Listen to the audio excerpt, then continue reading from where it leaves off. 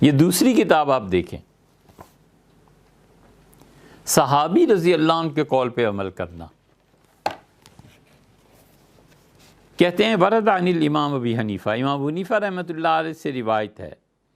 فرمایا کہ آخذ بکتاب اللہ، میں ہمیشہ اللہ کی کتاب پہ فتویٰ دیتا ہوں، فإن لم اجد، اور خدا کی کتاب میں کوئی فتویٰ اگر مجھے نہ ملے،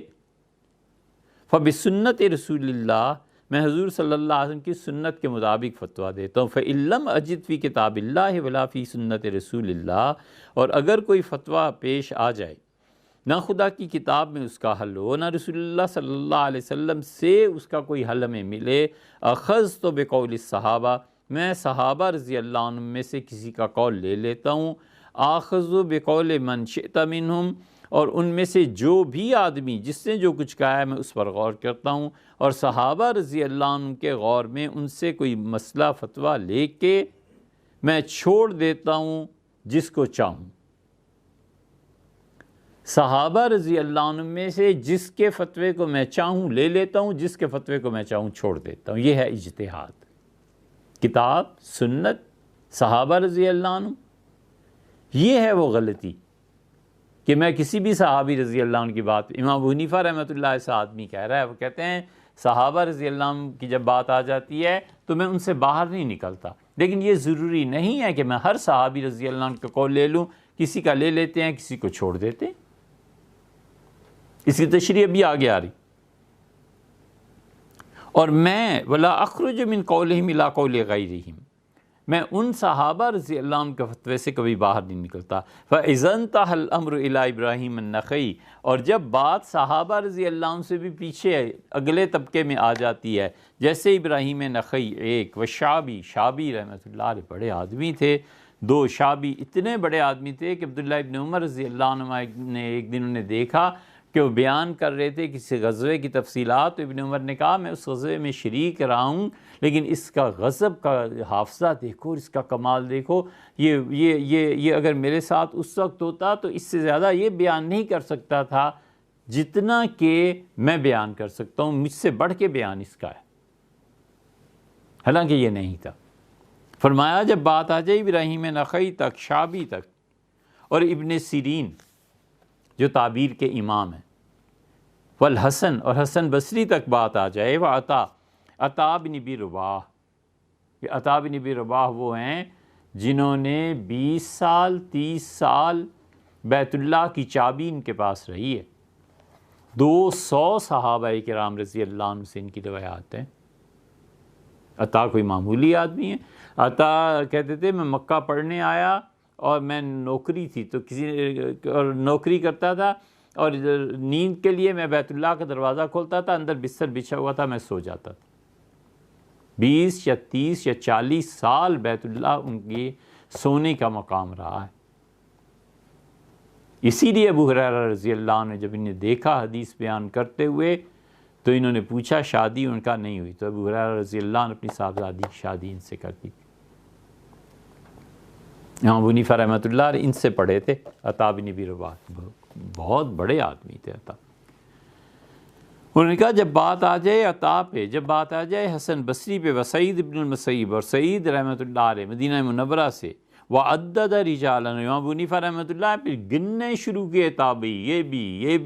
بھی، ثم قال، پھر فرمایا ہؤلاء قوم، یہ ایسی قوم تھی اجتہدوا، جنہوں نے صحابہ رضی اللہ عنہ کے بعد اجتہاد کیا ہے، فاجتہد کما اجتہدوا، میں بھی ایسے ہی اجتہاد کرتا ہوں جیسے انہوں نے کیا ہے، او قال، یا فرمایا ہم رجال ونحن رجال، اگر وہ مرد تھے خدا کے دین میں تو ہم بھی مرد ہیں، ہم ان سے کم تھوڑے ہی ہیں۔ اور عبداللہ ابن مبارک نے کہا کہ سمیت ابا حنیفہ، میں نے امام ابو حنیفہ رحمۃ اللہ علیہ سے سنا، وہ کہتے تھے کہ اذا جاء النبی صلی اللہ علیہ وسلم فعلی الراس، امام ابو حنیفہ رحمۃ اللہ فرماتے تھے کہ جب حضور صلی اللہ علیہ وسلم سے کوئی چیز ثابت ہو جائے نا تو سر آنکھوں، وَإِذَا جَاءَ صحابی، اور جب ان کے صحابہ رضی اللہ عنہ میں سے کسی سے کوئی فتویٰ ثابت ہو جائے، نختار من قولہم، تو ہم اسی کے مطابق فتویٰ دیں گے، فَإِذَا جَاءَ التابعین، اور جب بات تابعین تک پہنچ جائے، زَاحَمْنَاهُمْ، ہم ان کا راستہ روکیں گے، ہم انہیں پیچھے ہٹائیں گے کہ حضرت فتویٰ یہ نہیں ہے، یہ ہے، جو آپ سمجھیں ہیں وہ نہیں ہے، جو میں سمجھاؤں یہ ہے۔ فضیل ابن عیاض نے کہا کہ کانا ابو حنیفہ فقیہ معروف بالفقہ، امام ابو حنیفہ رحمۃ اللہ جو تھے یہ فقیہ تھے، فقہ میں بہت معروف ہستی، مشہورم بالورع، اور امام ابو حنیفہ رحمۃ اللہ کا تقوی ضرب المثل تھا۔ فقیہ اس کا نام نہیں ہے کہ وہ 200-400 مسائل کو یاد کر لے، فقیہ بہت بڑی چیز ہوتا ہے۔ اللہ نے فرمایا ہے، حضور صلی اللہ علیہ وسلم فرمایا ہے کہ من یرد اللہ بہ خیرن، اللہ تعالیٰ دنیا میں جس شخص کے ساتھ خیر کا ارادہ فرماتا ہے، یفقہہ فی الدین، اسے دین کی گہری سمجھ دے دیتا ہے۔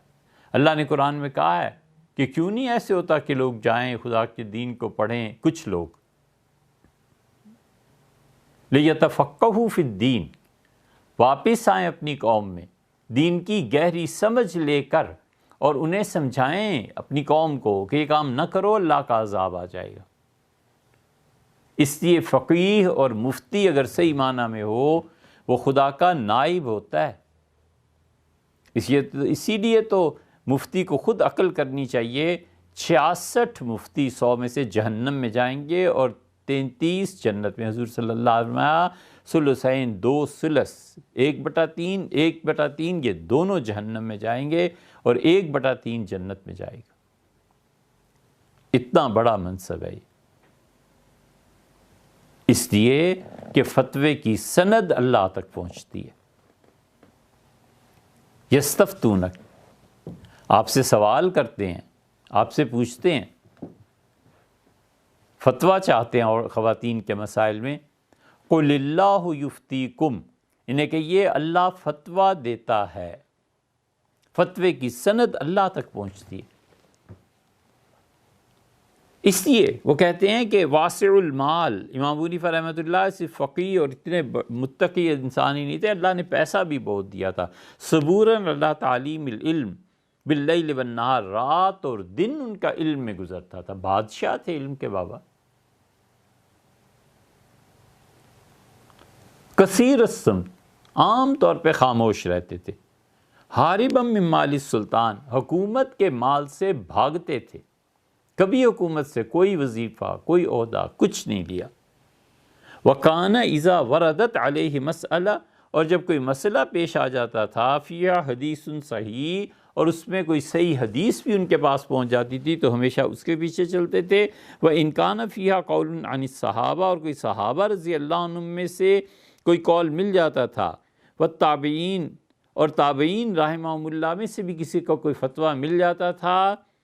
تو وہ اس کے مطابق فتویٰ دیتے تھے، اور اگر نہیں ہوتا تھا تابعین سے بھی کوئی قول تو پھر اس کے بعد وہ قیاس سے کام لیتے تھے۔ تابعین میں قول ملنے کا مطلب یہ ہے کہ کوئی ایسا قول جو ان کی خود اجتہاد سمجھ ان ساری چیزوں پہ پورا اترتا شرائط پہ، وہ اس کے مطابق دے دیتے تھے۔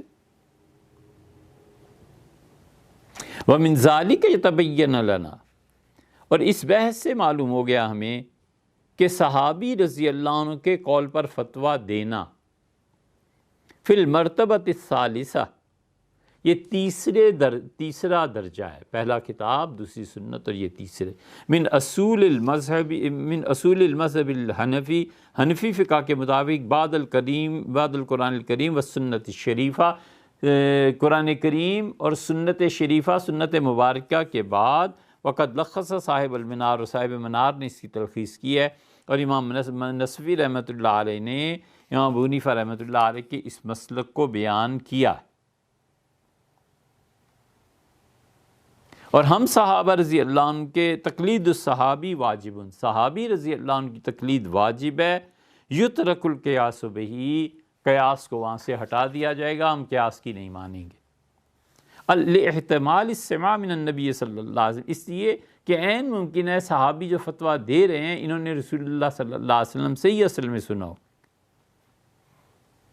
اور پھر انہوں نے 3-4 اس کی مثالیں دی ہیں۔ وہ مثالیں امام سرخسی رحمۃ اللہ علیہ نے اپنی اصول میں نقل کی ہیں، اور امام سرخسی رحمۃ اللہ جو اصول میں لکھا ہے، کمال کی چیز لکھی ہے۔